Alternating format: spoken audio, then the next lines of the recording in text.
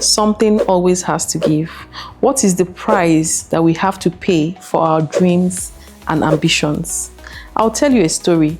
Recently, I listened to a podcast where the guest in the podcast said that, as we're getting into the new year, people have a lot of resolutions and plans of how to be better. But at the same time, they don't realize that they already have very busy lives, right? And so you're adding more resolutions, more goals to the ones that you already have. And that may cause you to be totally exhausted. And right into the new year, you may not be able to achieve those aspirations because you will get tired. You're a human being, you will get tired.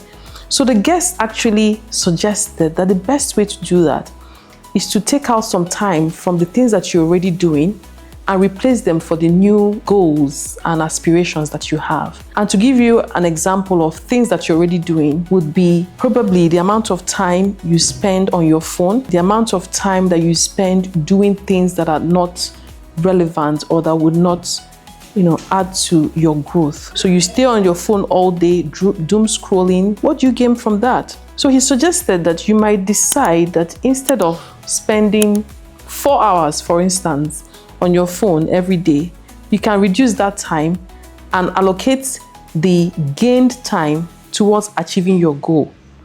Another instance, you probably want to lose weight or you want to read a book a month, and you tell yourself, wow, I can actually reduce the time I spend on my phone and use that time to read more books. You're reducing your phone time to exercise, call your friends, or even to get on a new project, for instance. So my point is this: there is always a trade-off. Something always has to give. You cannot pack it all at the same time. You cannot be here and there at the same time.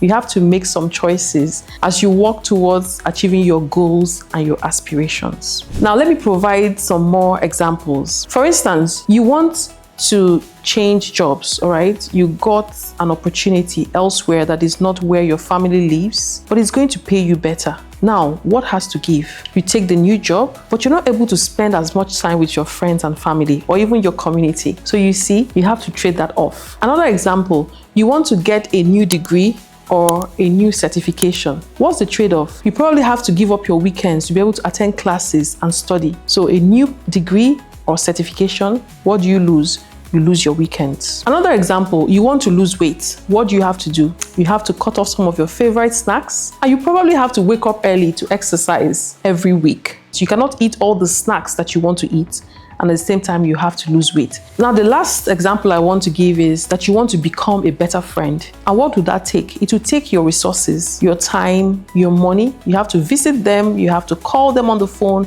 you have to attend their events, buy presents for their family members in order to keep that friendship. So my point is this really: if you want to achieve a goal or an aspiration, always remember that there would always be a trade-off. There is something that you have to give. I don't want to use the word sacrifice, but really there's something that you have to give. You cannot eat your cake and have it at the same time, right?